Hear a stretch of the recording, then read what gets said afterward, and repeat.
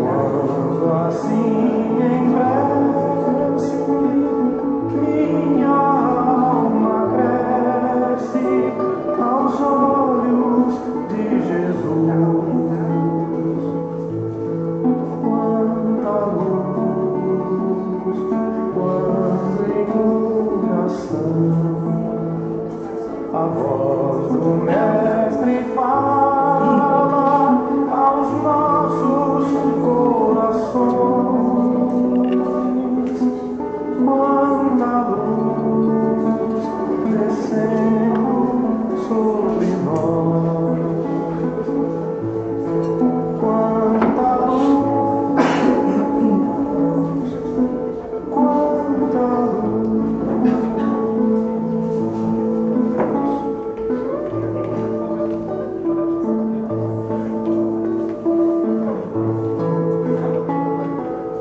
quanta luz neste ambiente descendo sobre nós. Bom dia, pessoal. Sejam muito bem-vindos à nossa casa. É com muita alegria que a gente hoje se reúne aqui nesse domingo de sol para homenagear Bezerra de Menezes. Então a gente fica muito feliz de estar podendo fazer esse encontro, né? Tanto presencialmente como online. A gente teve alguns probleminhas técnicos ali, mas eu espero que a gente consiga resolver, né, para que a gente possa ter, né, o seminário preparado pelos amigos aqui de uma forma bem bonita, para que a gente possa aprender bastante com esse espírito, que nos trouxe tantos ensinamentos, um discípulo de Jesus. Faço a prece para iniciar, né? Então vamos lá.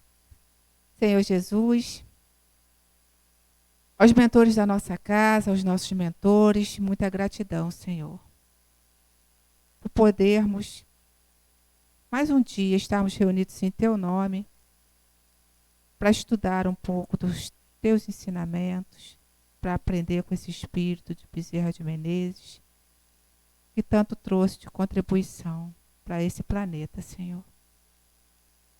Agradecemos aos colegas da equipe que se prepararam e que estão aqui hoje, Senhor, acolhidos pela espiritualidade da nossa casa, para passar para nós o que eles estudaram, o que eles puderem passar nesse dia de hoje, no sentido de fazer com que a gente se sensibilize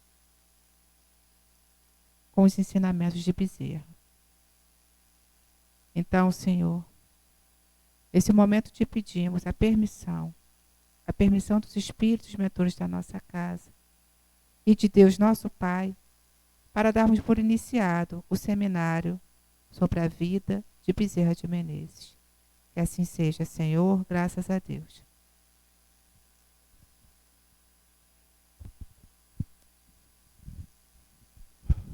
Novamente, bom dia a todos. Nossos corações estejam realmente emanados para que a gente não faça homenagem ao Dr. Bezerra, mas absorva dele os ensinamentos para que nós sejamos um pouquinho melhor a cada dia. E a página de preparo da manhã de hoje, ela está no Reformador de janeiro de 1950 e foi psicografada em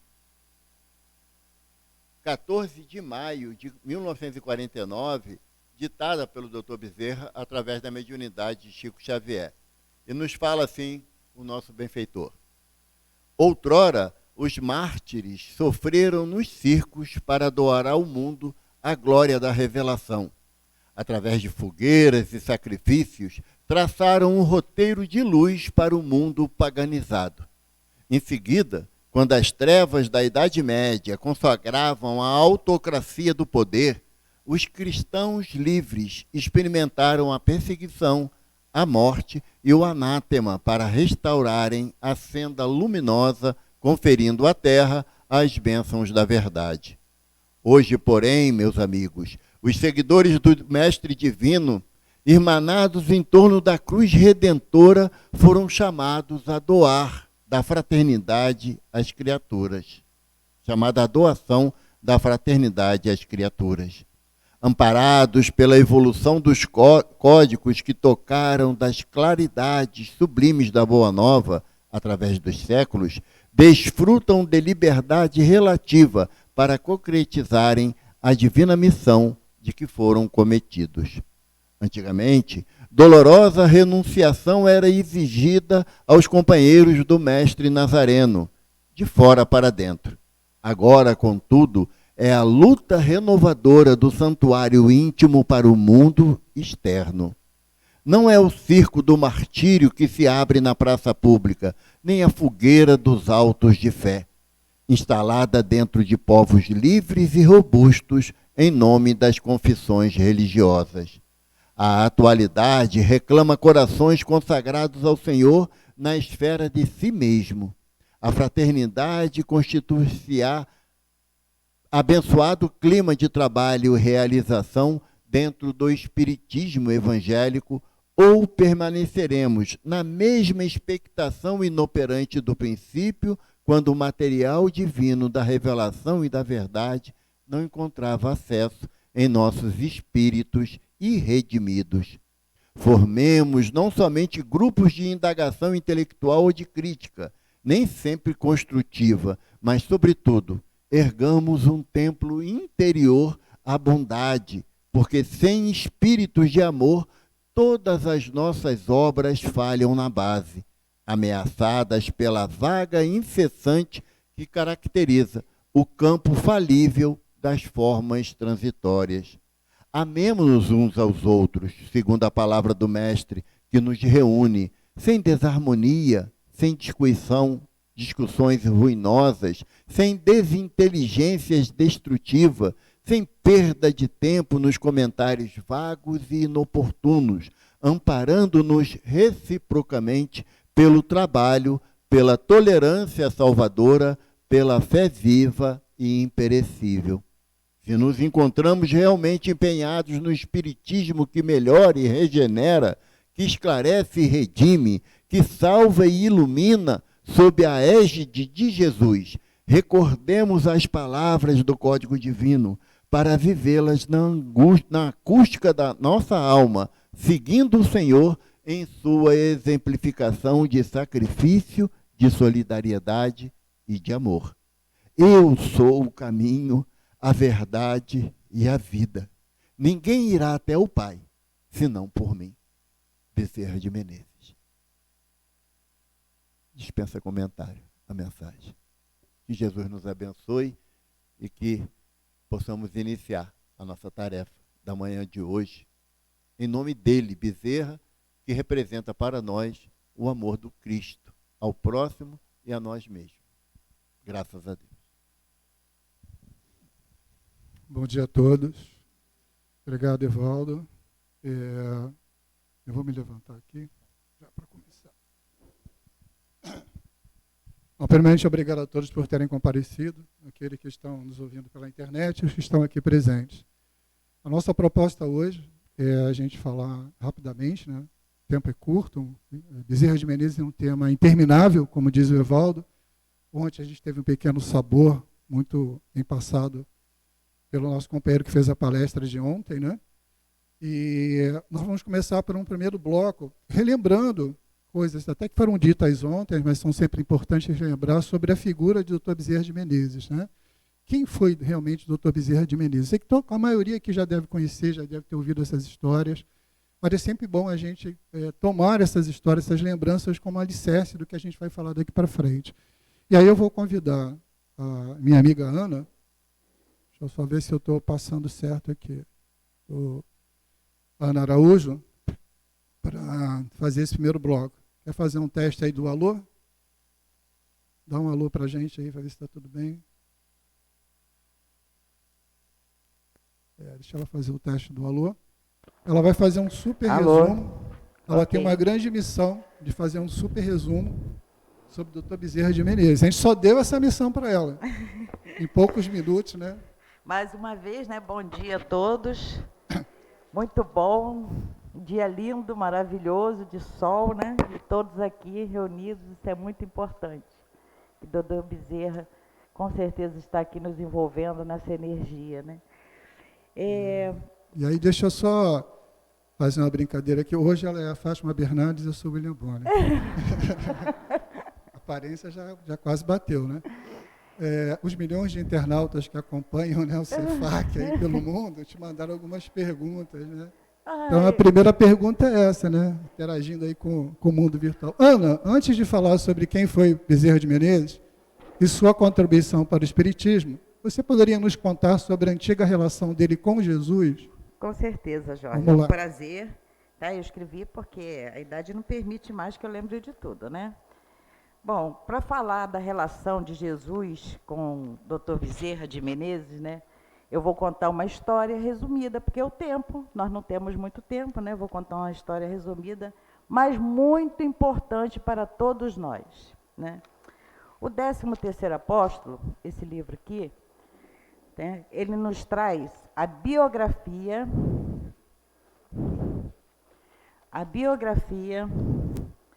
ele nos traz a biografia inteiramente diferente, pois narra, pela primeira vez, as vidas anteriores de Bezerra de Menezes, em encarnações em que assumiu tarefa sempre ligada à divulgação da mensagem do Cristo. E ele não era espírita, não era kardecista, mas ele trazia no coração, e sempre em todas as suas encarnações, a bondade, a caridade, né? E aí, na época do Cristo, havia um homem chamado Zaqueu. Ele era um cobrador de impostos, ele era chefe dos publicanos, e todos viam em Zaqueu um avarento que enriquecera ilicitamente e vivia defraudando o próximo com lucros escandalosos. A história desse livro é muito linda, é muito importante. É muito importante a gente ler, se aprofundar. Quando a gente estuda, então a gente quer falar tudo, colocar tudo no papel para falar para todos vocês, só que não dá. Então aqui é só mesmo um doce para colocar na boca de todos, né, para vocês se fortalecerem para querer encontrar. Mas a Alô? Alô? Tá bom aqui? Assim. Pois é, tá para baixo. Você mexer nele, aí tua respiração faz assim. Tá. Bom, então, ele vivia defraudando o próximo com lucros escandalosos. Ele era julgado, como fazemos, né, hoje em dia. Tá. Mas, a despeito disso, a doutrina do mestre encontrara ressonância em seu coração. E, por isso, ardia em desejo de conhecê-lo. Gente, eu estou resumindo, tá? Que a história é muito, muito maravilhosa, mas eu estou resumindo porque o tempo, né? Então, e havia uma conexão entre Jesus e Zaqueu. Conta Amélia Rodrigues, no livro Primícias do Reino, que Zaqueu, ao saber que Jesus estava em Jericó, teve uma explosão emocional. Sabia que Jesus andava com todos e que chamara um publicano para ser apóstolo. Isso emocionava. Ele tinha, era conexão, né? Zaqueu e Jesus. Aí depois a gente sabe por quê, né? Ele tinha a ideia que ele era o Messias. Zaqueu imaginava que Jesus era Messias, né? E Zaqueu precisava vê-lo, mas não ousaria falar com ele. Ele se sentia inferior por causa do julgamento pelo trabalho dele, um trabalho. Né? Ontem até tive assim, uma aula, né, sobre isso, dele ser o chefe do cobrador de impostos, né? E nós temos também, quantos chefes nós vamos julgar? Todos eles? Mas na época havia o julgamento. Mas Jesus sabia que Zaqueu gostava de atender a miséria, de amenizar as dores, de ajudar os servos, de criar trabalho para as famílias. Ele empregava o dinheiro em benefício para que estavam à sua volta. Mas ninguém via isso, ninguém via o que ele fazia. Ele não ficava demonstrando para ninguém a caridade dele. Então, essa era o julgamento, né, que a gente faz, né, das pessoas. E quando Jesus chegou, olhando para cima, viu e disse-lhe: Zaqueu, desce depressa, porque hoje me convém pousar em tua casa. E apressando-se, desceu e recebeu-o com júbilo, né? Jesus conhecia o comportamento de Zaqueu, né? E esclarece aos apóstolos em certo momento na casa de Zaqueu. Porque Jesus pousar na casa de Zaqueu, para todos que julgavam ele, né, um homem avarento, ficou rico ilicitamente, era uma barbaridade. Então, Jesus sentiu na sintonia dos apóstolos também, né, de todos que estavam lá. Jesus fala: que seriam bem-aventurados os que consagram possibilidades aos movimentos da vida, que sabem empregar o sagrado depósito de Deus. São os seus mordomos fiéis, servindo a Deus com as riquezas que lhe foram confiadas. A prova da riqueza, sabemos que é a prova mais difícil que temos, né?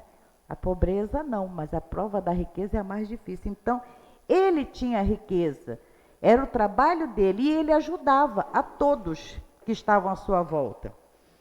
Jesus sentia a energia de reprovação dos apóstolos por estar na casa de um publicano.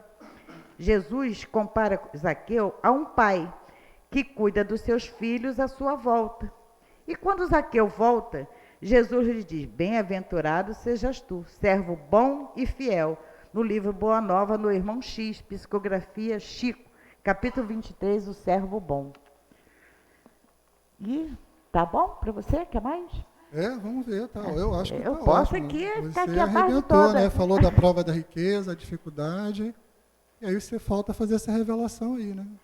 Lembra dela sobre o livro? Como a gente sabe que Zaqueu foi uma encarnação do Dr. Bezerra de Menezes. Quer falar? Isso. Olhando para aí, pode falar. Foi por intermédio da mediunidade abençoada de Dona Ivone Pereira, do Amaral, que se soube-se Bezerra de Menezes a reencarnação de Zaqueu. Isso mesmo. O publicano, né? Foi pelo médium Leon Tolstói, né? Tolstói, foi? O espírito. Né? O espírito, né? Leon Tolstói, que informou Dona Ivone Pereira sobre a reencarnação, mas também ele não deu o nome, né? X, né? Foi isso? Alguma coisa sobre isso. Cadê? Não está aqui. Não, relaxa.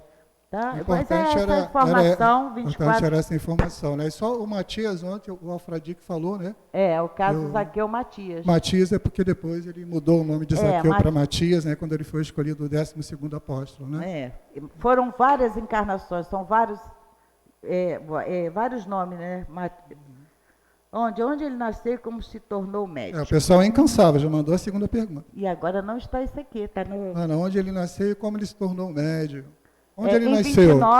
Em 29 de agosto de 1831, na região do Riacho do Sangue, atual Jacuaretana, Ceará, na fazenda Santa Bárbara, reencarna Adolfo Bezerra de Menezes Cavalcante. Mãe, só nasce coisa boa no Ceará, tá? Vindo de uma família tradicional e católica da região de boa situação também, né? Porque ele foi para várias faculdades. Olha, ele teve toda a sua educação fundamental realizada no Ceará. Concluiu os estudos no Liceu do Ceará, sendo inclusive aluno de seus irmãos mais velhos. Indo para o Rio de Janeiro, em 1951, ingressa na Faculdade de Medicina, Vocação e Sacerdócio. Em 1852, ingressa como praticante interno e residente no Hospital da Santa Casa de Misericórdia do Rio de Janeiro. Em 1856, doutora-se em Medicina pela Faculdade de Medicina do Rio de Janeiro, Hospital da Santa Casa. Muito bem. A gente está dando saltos aqui por causa do tempo, né? E algumas dessas situações vocês já conhecem, mas eu vou dar só uma pausa, se a Ana me permitir, né, para fazer um pequeno comentário. Eu estava fazendo com meu irmão ontem. Uma coisa que mais me impressiona na história do Dr. Bezerra de Menezes e para aqueles que já conhecem, para aqueles que estão conhecendo, é que o Dr. Bezerra de Menezes teve uma vida absolutamente normal. Né? Estudou, tinha a ambição de se tornar médico, se tornou médico, trabalhou, e tem mais coisas que a Ana vai falar que vocês vão perceber. Ele teve uma vida absolutamente normal. Não foi para um mosteiro, não foi para uma montanha, fazer zen budismo. Ele viveu em sociedade, se doou em sociedade. Em 1857, membro titular da Academia Imperial de Medicina, Se tornou, né? se formou. Em 1858, candidatou-se à vaga de substituto de cirurgia da Faculdade de Medicina. Nomeado cirurgião-tenente do Exército, colaborador da revista da Sociedade Físico-Química. Aqui ele começa a carreira militar dele. Isso, cirurgião, né? Dr. Bezerra montou 2 consultórios em bairros distintos, título médico dos pobres.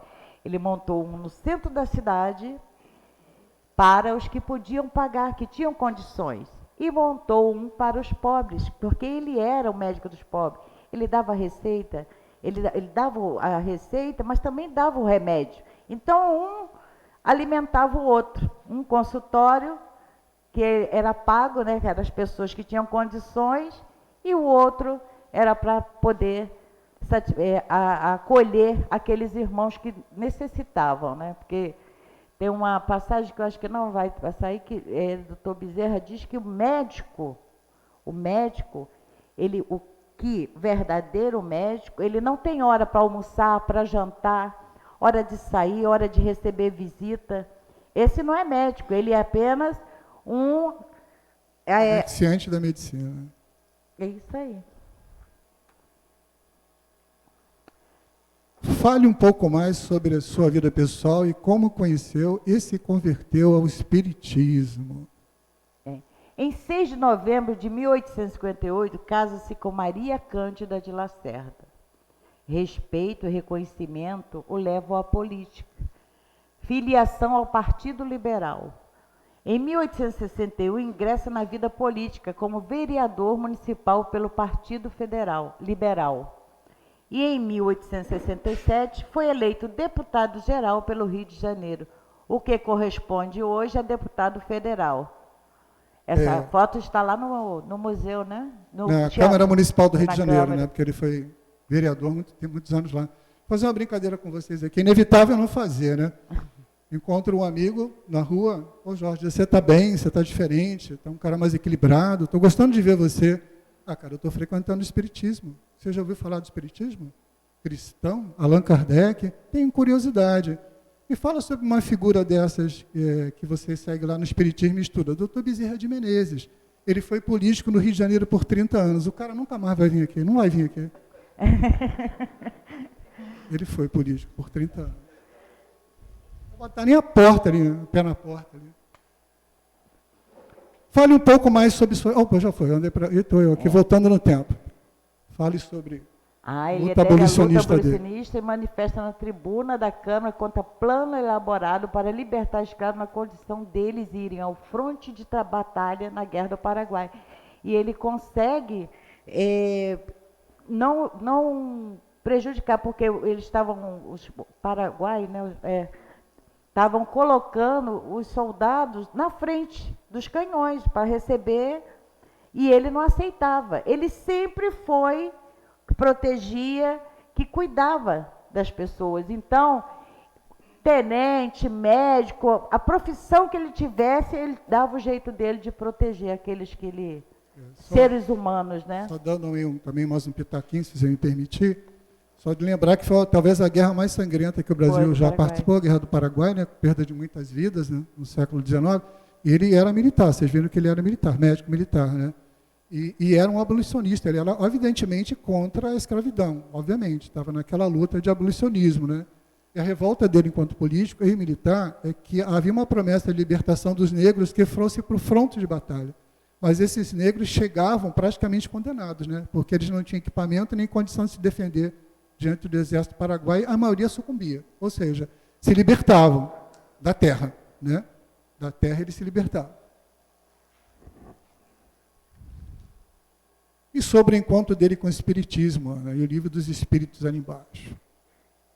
Eu não escrevi isso aqui. Não tem problema não.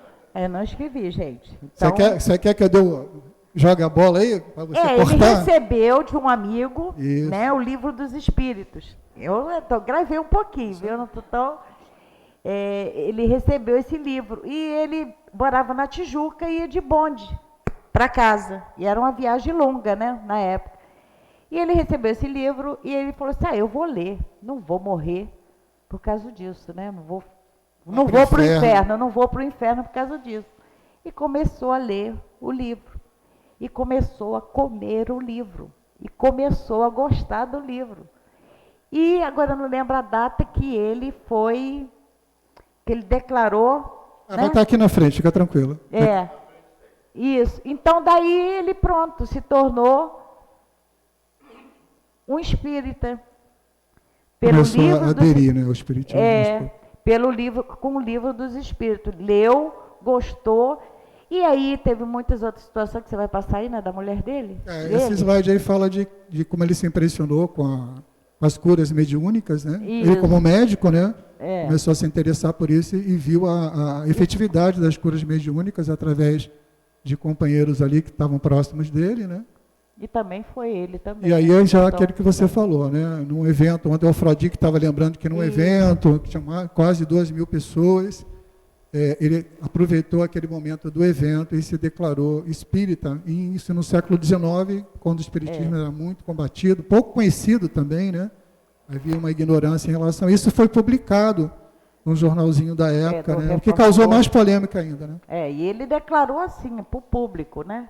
Eram muitas pessoas e ele declarou, eu sou espírita. A fofoca rolava solta, né? Mesmo não tendo rede social, né? Ele deixou alguma coisa escrita, alguma obra? Sim, deixou lá. Primeiras contribuições para o movimento espírita, o Reformador. Jornalzinho, né? Em 1889, Bezerra foi eleito presidente, assumiu a presidência do Centro da União Espírita do Brasil. Da FEB. Da FEB. A 21 de abril a 22 de dezembro de 1890. Estudos sobre loucura e obsessão. É uma das obras dele, né? Aí são obras que quem não conhece, né? Quem ainda não leu, é muito bom, porque aí fala assim, sobre loucura, não. É muita informação que a gente recebe. Conforme aqui a gente faz um estudo, nossa, são informações que eu faço, nossa, né? A gente fica assim, então é muito bom pegar um livro desse assim, e ler. Você é vendedora de livro? Hã? Tem talento. Você é vendedora de livro? Meu filho vendo tudo que bater na minha mão, eu vendo. Está precisando de alguém ali no bazar. Na verdade, ele teve muitas e muitas obras, né, no campo político, no campo da medicina, no campo do espiritismo, né, e a gente deixou essa obra em particular porque ela tem a ver com a continuidade do seminário, né? A gente começa aí a adentrar um outro terreno daqui a pouco. Ana, como foi seu desencarne e sua chegada no plano espiritual? Essa parte é assim, o desencarne do Dr. Bezerra foi após sofrer uma congestão cerebral. Na época se chamava congestão cerebral, hoje seria um AVC, né? Dr. Bezerra ficou 3 meses em casa, no seu leito, movimentando apenas os olhos.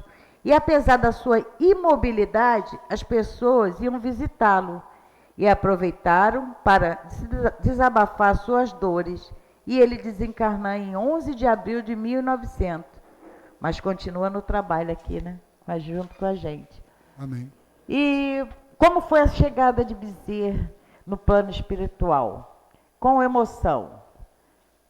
Podia pedir o Evaldo para falar? Evaldo, ele não está presente no momento, não. Está ali, ele, é o dedinho você dele. Fala sobre a chegada de... Eu queria que você falasse sobre a chegada de Bezerra no plano espiritual. Eu que faço questão. Gente, eu não estava lá, não. Não. Eu sou velho, mas não sou tanto, né? Estava assim. Mas conta-se que quando ele desencarna, né, no dia 11 de abril de 1900, ele foi recepcionado na espiritualidade, uma gama enorme de espíritos agradecido à tarefa dele. Porque, como a Ana falou, na sua trajetória, por várias encarnações, servidor fiel do Cristo. Então, quando ele amparado num quarto de hospital que ele estava, né, nos dando o exemplo que todos nós passaremos pela necessidade de uma hospitalização para recobrar as nossas energias, ele escuta um alarido fora do prédio. E aí, naquele momento, surge à sua frente a figura de Celine, que é um espírito que apresenta-se na fase juvenil. Quem quiser saber quem é a Celine, a Ana, ela vai dar a dica do capítulo 30 do livro A Boa Nova, que trata sobre Maria de Nazaré. No finalzinho nos mostra quem é a Celine. Eu não vou falar a história não, para todo mundo poder ler, né? E aí vai chorar igual a gente chorou. Vai chorar igual a gente chorou. Então, Celine fala para ele que Maria o recebe de braços, de corações abertos. E aí fica a pergunta, como é que Dr. Bezerra tem essa aproximação com Maria, né? E aí a gente reporta no início da história que a Ana nos falou sobre Zaqueu. Quando Maria conhece Zaqueu na casa do caminho, lá em Jerusalém, ela diz para ele: se você abrigou o meu filho com tanto amor na sua casa, eu também te abrigo no meu coração. E a partir daquele momento criou-se o vínculo entre Zaqueu, hoje Dr. Bezerra, e Maria de Nazaré. E Celine fala para ele que Maria recebe o coração dele amorosamente de retorno ao plano espiritual, e ele pergunta que alarido, e ela chama ele até a sacada do quarto que ele estava, e vê uma multidão de espíritos em louvor a Jesus pelo retorno dele à pátria espiritual. E ele diz que ele não merece aquilo, porque ele não fez nada daquilo que aquelas pessoas estavam homenageando. E Celine fala para ele: mas Maria te dá a recompensa por ser um servo bom e fiel. Muito obrigada, Evaldo. É muito lindo. E é de chorar. É de chorar. A gente conversou, né? A gente se emocionou. E ontem à noite eu peguei o livro para ler e também me emocionei sozinha. Estava sozinha na minha salinha, minha família estava na cozinha e eu chorei sozinha. Aí eu fui dormir. Porque é muito bom. Ainda mais quando a gente chega para vocês e fala sobre isso, assim, né?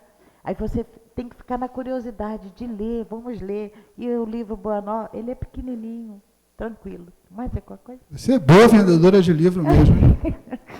Bom, Ana, muitíssimo obrigado. Show de bola, adorei a parceria. Vamos conversar mais sobre essa parceria que tem vamos futuro. Sim, vamos. Parabéns pela... Fala baixo, já não está escutando. Já não está escutando. Gente, muito obrigada. Bom, a gente vai adentrar a segunda parte agora, e aí eu vou convidar minha amiga e parceira Vanderleia para participar dessa segunda etapa, mas enquanto a Vanderleia se ajeita ali, eu queria fazer um agradecimento, acho que a companheira não está aqui hoje, que é a Sâmia de Oliveira, que fez parte do grupo 90% do tempo, né? Mas infelizmente não pôde estar com a gente aqui na parte da fala, eu vou estar substituindo ela. Mas ela deu uma contribuição gigantesca ao longo do preparo, fazendo toda a pesquisa de material, disponibilizando pesquisa, fazendo a parte de catálogo da pesquisa. Infelizmente, ela só não pode estar aqui hoje, tá? Então, eu vou tentar substituir a Sâmia à altura. É isso, Vanderlei? Então, vamos começar aqui. Eu vou dividir um pouco, fazer um bate-bola com ela aqui. E aí, eu queria pedir para vocês agora, falamos da história do Dr. Bezerra, entendemos a grandiosidade dele. Agora, a gente vai começar a propor reflexão. Vamos começar a refletir. Nada do que a gente vai falar daqui para frente é nosso campo de especialidade, nem essa a nossa intenção, tá? Mas apenas propor reflexões. E a gente entende que o tema que foi escolhido daqui para frente, ele realmente tem esse objetivo. Tá? Então vamos sair daqui apenas com a ideia de reflexão, não tomando absolutamente nada como verdade absoluta, porque essa também não é a ideia. Tá bom? Então é isso. Lembra do livro Loucura sob o Novo Prisma? Será falado aqui por mais detalhes no futuro. Então, esse é o primeiro caminho da reflexão, né? Vamos propor uma guinada de reflexão aqui no seminário, né? E aí, no século XIX, talvez, pelo nosso processo de pesquisa, né, só havia uma palavra para designar determinados comportamentos na esfera médica. Ele era médico, né? Loucura. Né? Talvez hoje a gente não chame só de loucura, ou nem chame de loucura, né? Loucura é o que está lá no topo do índice, né?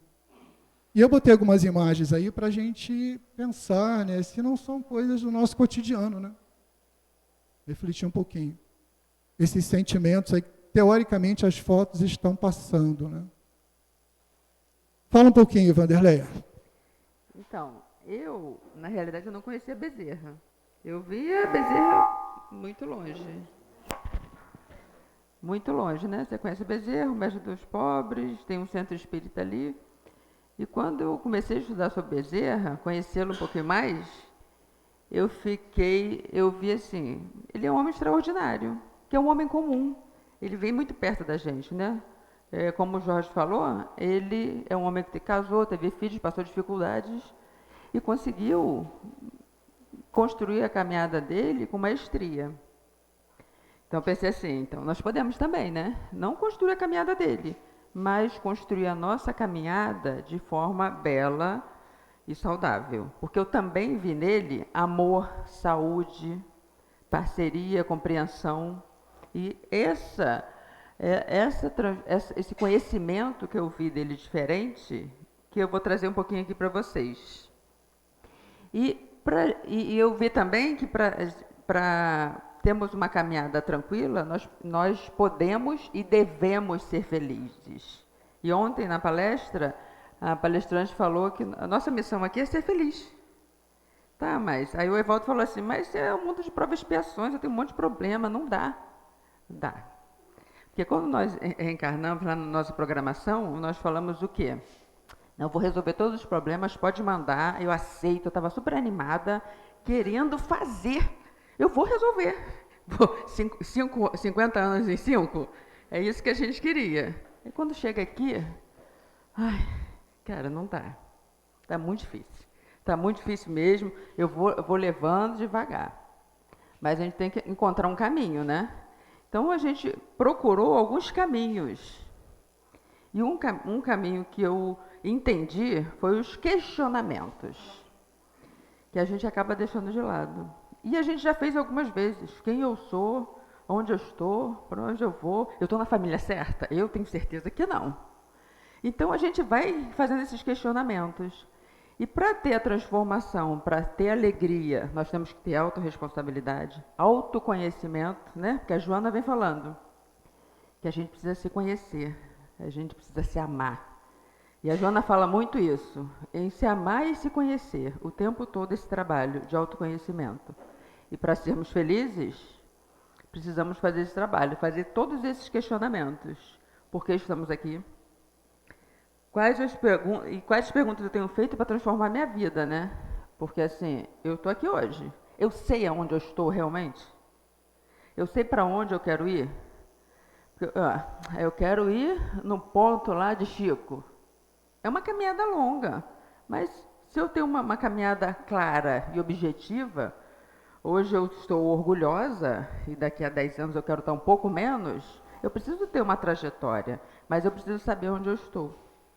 Então, eu começo a questionar, eu começo a me avaliar. E questionar quem eu sou não quer dizer que eu vou resolver todos os meus problemas. E nem eu vou achar todas as respostas, eu não vou achar. Mas eu vou estar dando uma caminhada de crescimento, de evolução e transformação, envolvendo a cada ano o quanto eu estou me transformando, o quanto eu estou me tornando uma pessoa melhor. E esse é o trabalho que vai nos fortalecer para nos transformar. E na vida, nós temos diversos professores, né? Porque o Evaldo está falando que ele não consegue ser feliz aqui com tantos desafios. Mas nós temos diversos professores, mestres, que vão nos incentivar e vão nos motivar. Mas antes de falar desses mestres, nós vamos ver uma mensagem da Joana, no slide seguinte, que diz assim...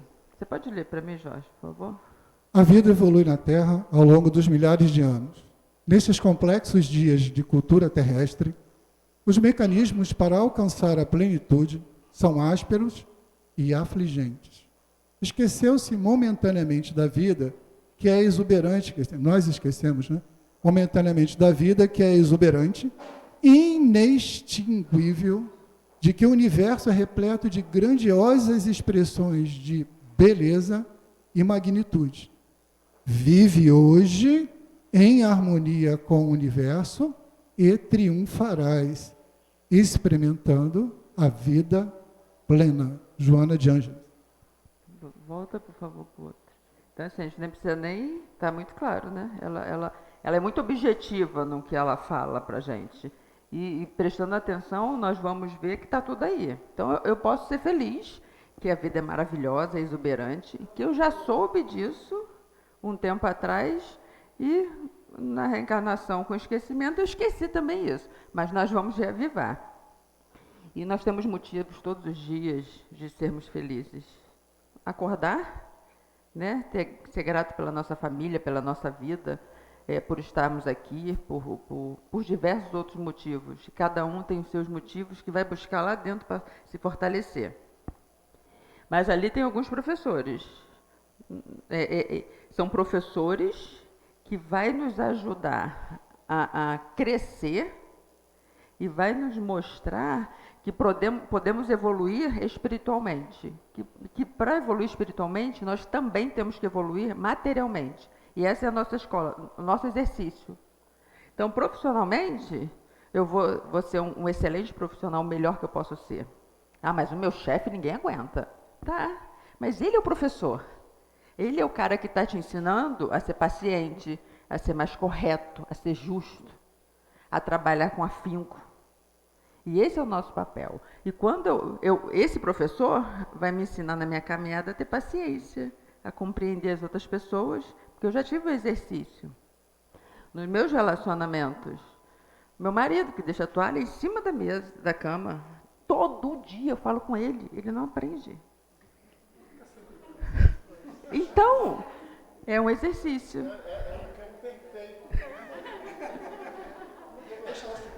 Né? Os nossos amigos, aquela pessoa que vira e mexe, pisa no seu pé como o Alex, está sempre pisando no meu pé. Ana. É um exercício. Né? E nos relacionamentos, nós temos uma grande oportunidade de exercitar a aceitação das diferenças. E isso nós precisamos muito, meus irmãos. Porque só porque ela é diferente que eu não vou rejeitar. Não vou olhar para ela, não quero amizade com ela. Não, eu preciso, porque vai me ensinar. Na área financeira, né? Porque Deus nos deu os bens para administrarmos. Então, o exercício de administrar corretamente, de forma justa e sempre que possível, ajudando o próximo, multiplicando isso para os nossos irmãos. Na saúde, nós já sabemos, né? Nós recebemos esse corpício lindo para cuidar, para levar ele até o final com força e exercício, se alimentando bem, fazendo exercício, tomando remédio, graças a Deus que temos remédio, porque na época de Bezerra era muito difícil, não tinha todos os remédios, a gama de cura que nós temos hoje. Esse é o motivo de nos sermos felizes e de exercitar nossa gratidão. Espiritualidade, né? E a espiritualidade está isso tudo aqui. Eu lidar com o Evaldo. É um exercício espiritual, né? Nesse trabalho todo, eu estou me exercitando espiritualmente. E a gente pensa que não. Mas, lógico, a palestra é importante, o evangelho no lar é importante, mas, outro dia eu até comentei com a Jane, eu recebi uma mensagem que espiritualidade é lidar com pessoas, é gostar de pessoas, exercitar com as pessoas. Porque aí está o desafio, né? Que a gente sofre um pouquinho, né? Comigo, claro. E o desenvolvimento intelectual. Isso tudo aqui pede que eu me desenvolva intelectualmente. Eu preciso ser o melhor profissional, eu tenho que me capacitar. Nos relacionamentos eu preciso me capacitar, na saúde, na espiritualidade, né? Eu preciso me capacitar o tempo inteiro, eu preciso estar crescendo, o meu cérebro precisa disso. Eu preciso expandir a minha área de conhecimento para expandir a minha área de relacionamento. E o controle emocional, né? O mais fácil de todos. Com todos esses desafios, sorrir e ser feliz. E se manter controlada. E nós vamos ver no desenrolar, o Jorge vai dar continuidade e nós vamos falar mais um pouquinho. Evaldo, só tira uma dúvida sobre ser feliz ou não ser feliz. Para que time de futebol você torce? Já é feliz, filho. Já nasceu feliz. É possível ser feliz. Pessoal, é o seguinte, ó, essas figuras aí. Hoje em dia, nós estamos absolutamente conectados. 24 horas do nosso tempo. Acho que ninguém mais tem dúvida disso, né? Ninguém tem mais dúvida disso. Eu vou fazer esse 59 no final do ano, estou tendo o privilégio de ter nascido no século XX e vou desencarnar no século XXI, com certeza, não vou chegar até o 22. Então, eu estou transitando entre essa explosão de tecnologia. Então, a informação, quando eu nasci, demorava muito para chegar. Hoje em dia, ela chega absolutamente em tempo real. Me ajudem aí, os mais jovens. TikTok, Instagram, Facebook. Sem esquecer aqueles que nós já enterramos, né? Como Orkut, Deus o tenha, né? E outros, né? Então, recebemos canal por assinatura, 24 horas no ar, Globo News, Band News, CNN, canais no YouTube. Quando é que a gente não para de receber informação? A gente quer parar, mas não consegue. Não consegue.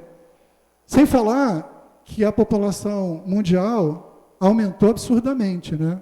Não vou aqui questionar os planos de Deus, quem sou eu, mas o fato é que a gente saiu de 1 bilhão em 1800 para 8 milhões em 2022, tá? 8 milhões encarnados, pensando. E a gente sabe que pensamento tem alcance, né? E aí nós somos rádios, né? E temos que ter controle para estar sintonizado na faixa correta. Porque a informação está transitando para lá e para cá. É igual a onda de celular. Todo mundo aqui tem um celular. Mas a onda só vai chegar naquele número específico. Mas as ondas estão trafegando por aqui, esperando o momento certo de atingir aquele aparelho receptor específico a qual ela se destina. Então, é muita gente pensando em encarnados. Eu não vou discutir desencarnados que estão por aí, porque eu não tenho essa capacidade de discutir sobre isso. Quantos são, né, nem o que estão fazendo por aí, tá? Mas a gente sabe que tem. Isso gera um aumento absurdo de interação social, inclusive pelos meios virtuais. Isso gera influências, mas entendo influências. Aqui numa outra casa espírita, uma vez eu usei a palavra influência. Não, influência é coisa de obsessor. Inspiração. Então, na verdade, uma influência aqui é como o homem, pode ser homem ou mulher. Tá? Estou designando a humanidade quando eu falo o homem, né? O homem ou mulher. Influência é aquilo que chega até nós. Eu acabei de citar, né? Eu estava brincando antes de vir para cá em casa, que às vezes eu acordo e vou lá, um hábito que eu tenho, vou dar uma olhada no Facebook, né? Aí dei de cara com uma figura engraçada que estava lá no Facebook. Não, ninguém merece 6 horas da manhã já acordar com essa figura, mas já foi influenciado pela figura. Legal que foi cômica, né? Eu consegui dividir isso com as pessoas, mas é o tempo todo. E eu já citei, né? Eu vou citar WhatsApp, Telegram, Wikipédia, Web TV, porque a CNN hoje, por exemplo, ela está no YouTube. Ela está no YouTube, né? Ela começou no YouTube, não só no canal para assinatura. E aí tem uma situação que a gente viveu muito aqui na pandemia, sem esfera política, sem criticar esse excesso, é errado, mas é um fato. E aí cada um aprende a lidar com isso de uma forma diferente. A valorização do medo e do pânico. Eu fiz isso com a minha filha. A minha filha, quando começou a ir para a faculdade, ali na Praça 11, e ela tem as suas limitações, né, de locomoção, eu ia com ela para o trabalho, deixava ela assim no metrô. E aí, tadinha, ela, não sei para quem conhece o metrô, né? Aí chega no centro da cidade, passam as duas linhas, a vermelha, que faz a Zona Sul-Barra, e a verde, faz Pavuna, Botafogo. E passam as duas ao mesmo tempo, você tem que ficar de olho, se é a verde ou a vermelha que está vindo. E ela ia voltar para a Praça 11, central para a Praça 11 descer na faculdade. E aí veio a linha verde, a vermelha, que não passaria na Praça 11, né? Ou o contrário, agora eu não lembro. Enfim, ela ia entrar no trem errado. Aí ela entrou, eu vi assim, ela entrou, chegou a entrar, e eu puxei ela. Eu falei, não, lembrei agora, eu ia pegar a linha verde, que era errada. Olha o que eu falei para ela. Não, isso aqui vai para Pavuna. Lá é outro mundo, outra língua. Você vai se perder lá. Ela olhou, outra língua, pai, outra língua. Desculpa. Mas eu tinha que causar um choque na minha filha. Desculpa, perdão. Eu tinha que causar um choque nela. Ela saiu. Olha lá, estou eu botando medo e pânico na coitada da criatura, que eu nem sei se ela se recuperou até hoje desse trauma. Mas há uma valorização muito grande, né? E aqui eu não vou falar muito sobre isso, não. Mas foi Divaldo que falou lá na frente, vai ser melhor dito. Será que nós não estamos vivendo uma pandemia de obsessão com tanta influência? Não estou aqui para discutir o grau da obsessão também, não. Tá? Outros irmãos aqui falaram sobre isso. E isso acaba fazendo com que a gente tenha, obviamente, desvios comportamentais. Que comportamental em relação a quem? Que parâmetro? Deus. Mas, Jorge, como é que eu vou saber? Cara, está muito fácil. Vai lá atrás. Você nem Jesus, não. Vai lá atrás. Jesus talvez seja um pouco mais complexo. Né? Tem 4 evangelhos para você ler na Bíblia, né? Vai lá atrás e Moisés escreveu 10 só. Vê se você está cumprindo aqueles 10. Será que a gente não está sendo influenciado facilmente, desviar o tempo todo aqueles 10? É. E tem uma coisa que é muito engraçada da palavra adulterar, né? Adulterar, né? Adriano, socorre. Adulterar, né? Adulterar não significa só adúltera, mulher adúltera, traiu no casamento. Adulterar é você desviar do comportamento normal, não é isso? A professora disse que sim, então está certo. Adélia, é contigo aí, passando a bola aí sobre essas... Falando um pouco mais específico agora. A OPAS, há 3 anos atrás, fez uma pesquisa entre as Américas e verificou que 30% da população das Américas tem algum tipo de fobia. Essas são as 10 mais, né? As top 10 das fobias, dos transtornos mentais. Eu não vou falar de todas que não conheço. Eu vou citar assim, apenas 3 para a gente prestar atenção, né? Dar uma olhadinha. Uma é a distimia, que é sombrio, pessimismo. A gente analisa a pessoa como uma pessoa sombria, pessimista, que está sempre reclamando, Lembramos que um transtorno mental, ele não é criado da noite para o dia. São vários meses, vários anos naquela situação. Então, muitas das vezes a gente olha para uma pessoa reclamona, pessimista, e nós queremos nos afastar. Ali tem uma questão a observar. Será que essa pessoa é realmente só pessimista ou ela está desenvolvendo um transtorno? Que muitas das vezes a gente tem perto da gente e a gente não vê e de repente pode ajudar. Mas antes disso tudo, esses transtornos, é muito importante enfatizar isso, que quem resolve, quem pode nos ajudar é psiquiatra, psicólogo, de alguma forma ajuda religiosa, em nosso caso tratamento espiritual, meditação. E assim, não é afastado, não, só vou fazer tratamento espiritual, não. O psiquiatra, ele estuda anos para nos ajudar. O psicólogo estuda anos para nos ajudar. Eles são um trabalho muito importante. E nos casos mais graves, precisa até de outros profissionais para reerguer aquela pessoa que está passando por algum tipo de transtorno. Então, nós não podemos eliminar essas ajudas.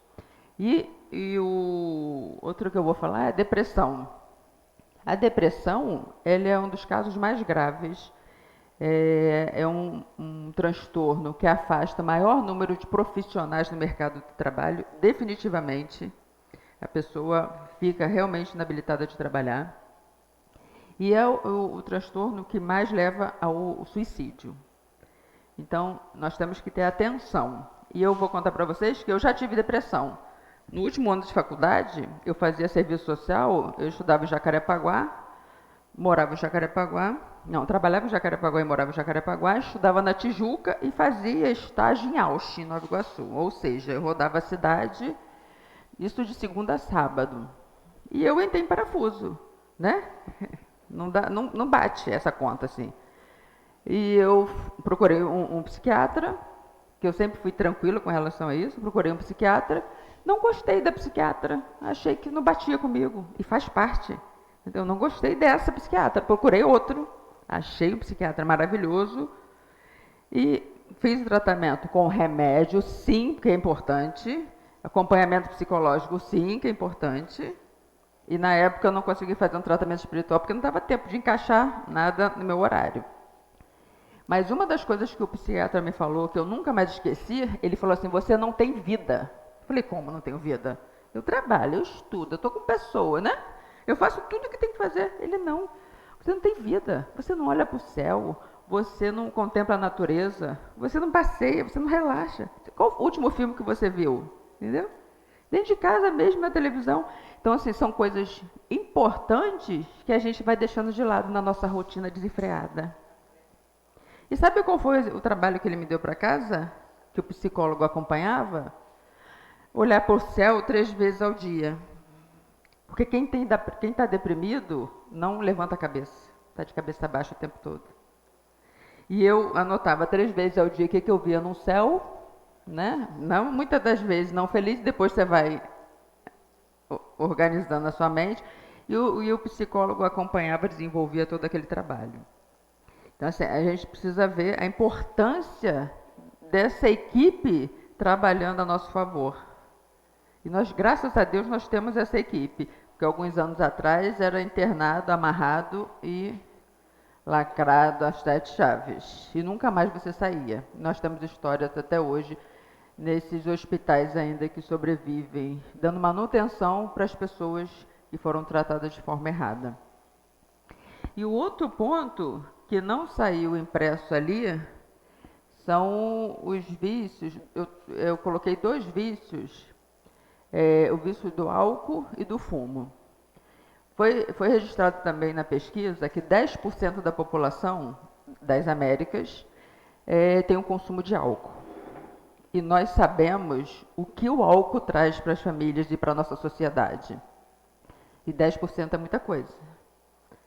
E muitas das vezes a gente simplesmente fala que é vagabundo, né? Que é assim mesmo, que não tem jeito, e não é. Se a gente não prestar atenção, ele se transforma num transtorno que vai mexer com a família, com a sociedade e com a economia do nosso país. E 9% dessas populações fumam. É cigarro mesmo. A gente nem olhou drogas pesadas, o cigarro. 9% da população que a gente sabe que traz doenças posteriores e ali está sendo escondido ou está se formando um transtorno de alguma forma. Porque fumar, você relaxa, fica tranquilo e está guardando aquilo ali, né? Muito bem, acho que acredito que se o pessoal conseguiu enxergar aqui, alguma identificação com alguma delas a gente teve. Semana passada eu conversei com um colaborador da casa que eu identifiquei como síndrome de burnout. Ele tem pavor de chegar na porta do trabalho, ele já passa mal, já tem suadora, não quer entrar.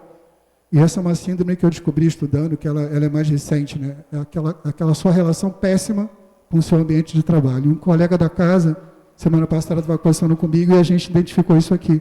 Até porque eu já tive isso aqui também, tá?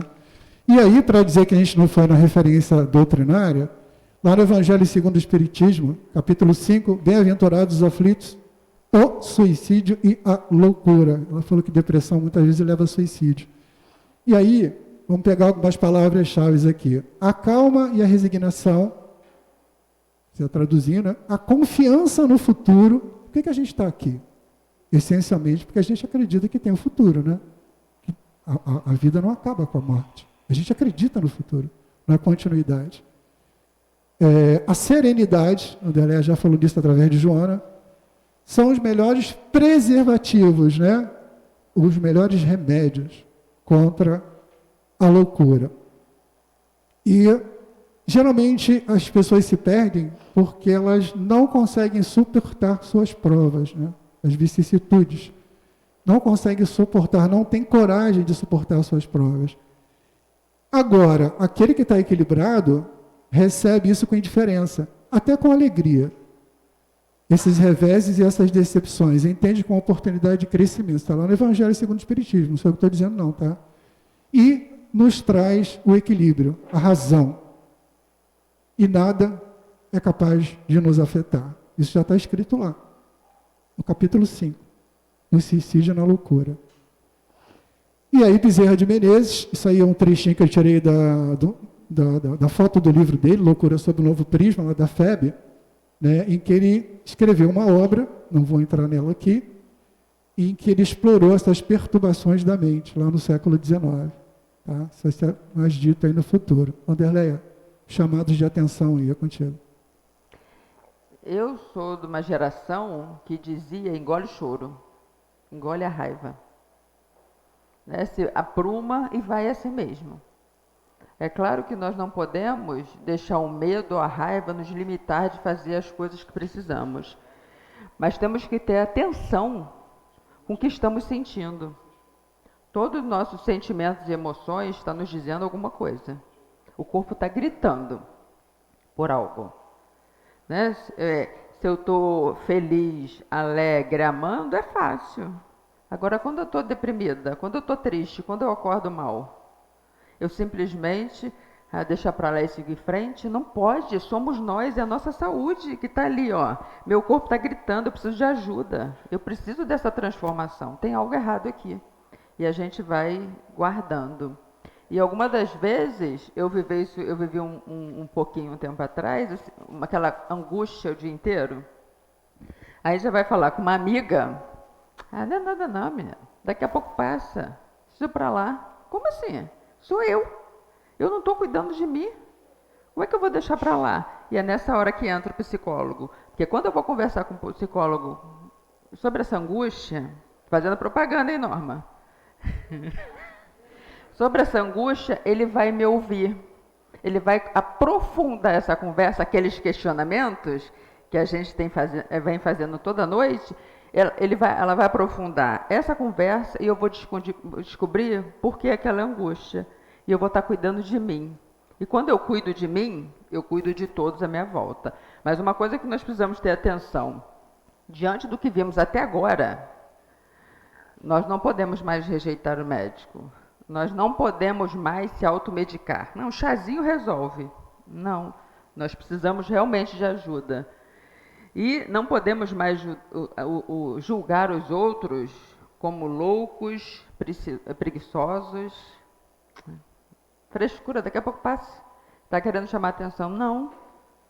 Porque começa assim, de pouquinho em pouquinho, de angústia em angústia, de tristeza em tristeza, e vai crescendo, tomando uma proporção que a gente não consegue ver. E não é uma doença que vai abrindo a ferida. Está interno, ninguém consegue ver.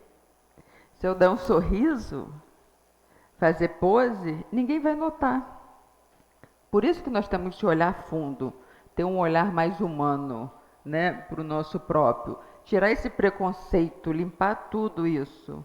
Esse preconceito que a gente vem carregando durante muito tempo. Não só dos transtornos mentais e comportamentais, como de um modo geral, né? Nós precisamos hoje em dia. Antes de continuar, duas perguntinhas aqui. Só. Edu, poderemos passar o filme ou não? E a segunda pergunta, cadê a chefe? Vamos fazer um intervalo às 10h30 ou não? 10h30? Falta 10 minutos, então dá para passar o filme. Vamos conseguir passar, senão eu vou adiante. Vamos tentar?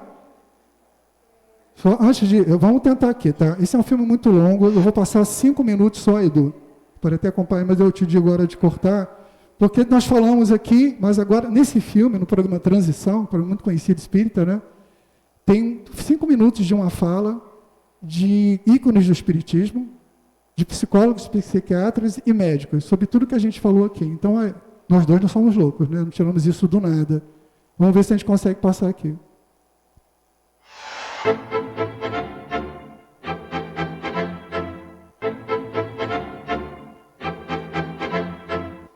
Nas últimas décadas, casos de transtornos psíquicos têm sido cada vez mais frequentes. Depressão, pânico, bipolaridade, o chamado toque e por aí vai. Aos poucos, a medicina moderna vai incorporando ao tratamento psíquico questões de ordem espiritual. Afinal, o que provoca o distúrbio psíquico? E qual a relação entre aspectos físicos, psicológicos e espirituais?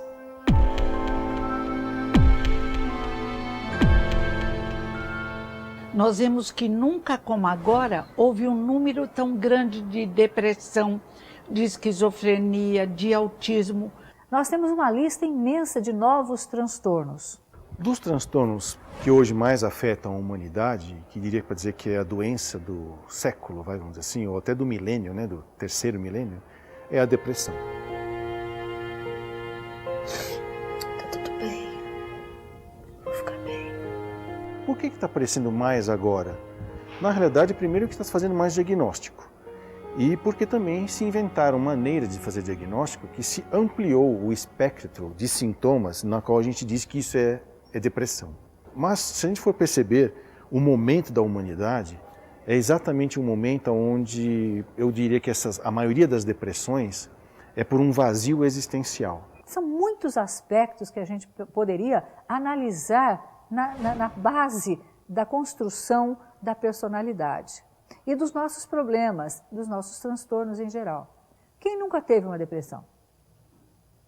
Nós não vamos encontrar essa pessoa em algum momento. Agora, o que chega a se constituir como um transtorno é a gravidade. Quem não saiu muitas vezes da tristeza e ficou eufórica por alguma razão? Mas é diferente disso ser um comportamento contínuo de oscilação de humor. Então, nós vamos encontrar aí muita ansiedade. Qualquer que seja o transtorno, existe uma ansiedade muito grande. Bom, então os transtornos psicológicos uma pessoa pode ter por conta de alguma experiência muito grave que ela tenha na existência atual, como uma grande perda, e ela não elabora essa perda, então ela pode cair numa depressão. Uma ansiedade muito grande para enfrentar situações difíceis, porque uma vez ela passou por um trauma e digamos que é episódico, faz parte de uma experiência circunscrita. Não é um transtorno de personalidade. Muito bem, agora tem também um transtorno que o indivíduo traz do passado, que é esse transtorno de personalidade, que o indivíduo nasce assim e vai desencarnar desse modo. Pode ter alguma ajuda através das terapias, do tratamento psiquiátrico, mas o indivíduo invariavelmente vai até o final da vida assim.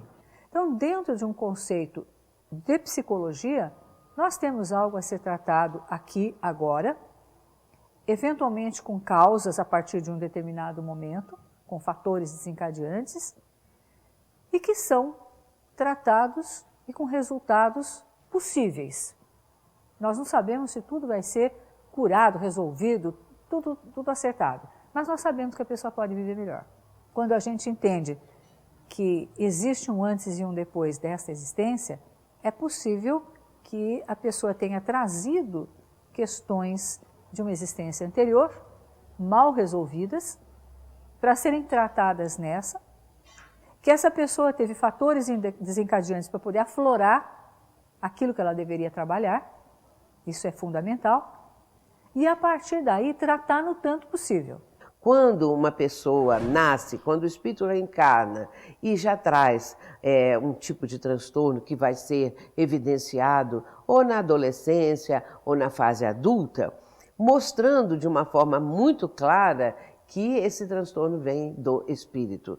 O enfermo é o espírito, que traz do seu passado as distonias, as dificuldades, de tudo aquilo que ele vivenciou. Ele pode trazer na sua vida espiritual doenças ou tendências ou ideias ou sentimentos ou comportamentos arraigados que quando ele encarna, isso o expõe. Hoje, Stanislav Grof, o grande psiquiatra tcheco, radicado nos Estados Unidos, elencou, e hoje nós temos essa literatura farta do campo acadêmico, para fazer a diferenciação dos Estados Unidos, elencou, e hoje nós temos essa literatura farta do campo acadêmico, para fazer a diferenciação dos transtornos mentais psiquiátricos e as emergências espirituais, os processos que envolvem a mediunidade. Pessoal, isso aqui vai longe. Foi para atiçar a curiosidade de vocês e para atestar e confirmar as nossas falas. Especialistas, psicólogos, psiquiatras, ícones do espiritismo, alguns já desencarnados, né? Como a Sueli, para atestar o que a gente falou. E aí, uma coisa que eu achei interessante, a gente falou muito do passado, mas recentemente o Thiago Brito esteve aqui dando uma palestra, né, Jane, da Rádio Rio de Janeiro. Ele trouxe algumas obras dele aqui. Eu tive a felicidade de comprar esse livro aí, o Médico das Almas, da própria mão, tem a dedicatória do Tiago, e eu encontrei no capítulo 11 o quê do livro dele? Falando sobre os transtornos mentais. Um livro escrito em 2019, super atual, super atual. Eu até tirei uma foto. Nunca os olhos da medicina terrestre estiveram tão atentos às doenças mentais. Cresce o número de pessoas diagnosticadas com síndromes do pânico, transtorno de ansiedade e depressão. E no livro ele propõe um remédio. O que vocês acham que é o remédio? Uma palavra só resume o remédio. Quem quer chutar? Tem o nome, amor. Jesus. Esse é o remédio que o livro propõe. Será que a gente quer tomar esse remédio mesmo? Jesus.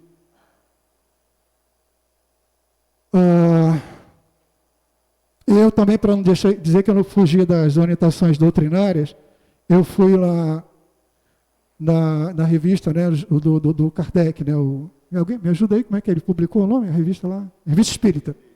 Obrigado. Revista Espírita, 1862, abril, onde foi trazido nas sessões uma epidemia, olha o nome que eles deram, né? Epidemia demoníaca da cidade de Saboia, na França. Todo mundo surtou lá. Eu vi esse fenômeno, desculpa a brincadeira, mas vou ter que fazer. Eu vi esse fenômeno quando o Flamengo foi campeão da Libertadores. Foi um fenômeno parecido que aconteceu em Saboia. Tá? Essa loucura aí. Tive que fazer a brincadeira para vocês entenderem o êxtase, né, que eles tinham vindo lá na Saboia. E aí os espíritos de Georges e Erasto trouxeram essa proposta falando sobre as questões de doenças mentais. Houve algum fenômeno naquela cidade. Isso foi trazido para estudo, né, de Allan Kardec. Dália, fecha aí. Fecha relâmpago. Por causa do... 2 minutos para fechar. Então, na passagem Amar ao próximo como a ti mesmo, eu sempre questionei isso, né? Como eu vou me amar, em primeiro lugar? Eu preciso me amar primeiro. Então, nós precisamos nos amar muito, nos conhecer muito, e automaticamente isso é disseminado para todos, né, à nossa volta. Então, tem algumas coisas ali que nós já sabemos, nós estamos sempre falando disso, alimentação saudável, cuidar da nossa saúde, fazer uma terapia com um profissional que nós podemos conversar, desabafar e entender os nossos contextos gerais. Investir num sono de qualidade, porque o sono, quando você não dorme bem, ele está acusando alguma coisa, é seu corpo novamente avisando, ó, tem algo errado, você precisa ver. Ou é um transtorno que está se formando, se criando, ou é saúde física realmente. Saber com quem você vai se relacionar. Com quem você está se relacionando está te trazendo alegria, felicidade, prosperidade, crescimento, evolução espiritual. Porque a ciência mostra que nós somos a média das 5 pessoas que estão à nossa volta. Quem são essas pessoas que estão à nossa volta que estão nos impulsionando ou estão nos puxando? Nós precisamos estar sempre de olho, analisando isso. E praticar o amor próprio, né? Isso aí é todo dia, é fazer aquela análise. O que eu estou sentindo hoje? A análise de Santo Agostinho não é uma análise superficial, é o que realmente eu estou sentindo. Quando eu pisei no pé do Evaldo, o que realmente eu senti? Foi por prazer? Então eu estou sentindo alguma coisa ali, né? Então eu preciso analisar isso e acompanhar. E um tempo para meditar. Meditar não é parar de pensar. Meditar é você sentar no agora. Você entrar no agora e os pensamentos vão vir mesmo. Porque o cérebro fala assim, epa, tu não está fazendo nada? Vou mandar algumas coisas para você pensar. E manda muitas coisas. Então a gente pode unir o exercício físico, parar um pouco, largar tudo, dar uma volta no quarteirão de 15, 20 minutos e meditar. Porque aqueles pensamentos vão vir e conforme o tempo vai passando, o fluxo de pensamento vai diminuindo e nós vamos nos tranquilizando. Façam o teste que funciona. Muito bem, Vanderleia. Isso aqui não é no plano espiritual, não, tá? Mas pesquisando na internet, eu descobri que tem um hospital em Presidente Prudente, São Paulo, com o nome do Dr. Bezerra de Menezes. É uma obra grandiosa que trata exclusivamente de doenças mentais, de distúrbios. Tá? Deixo aqui para vocês. E, Jane, quantos minutos de intervalo? 10h30 cravado. 20 minutos de intervalo é para consumir? Pessoal, vamos consumir lá embaixo, é a ordem da chefe. Daqui a pouco a gente volta que vai ter o fechamento com chave de ouro. Obrigado.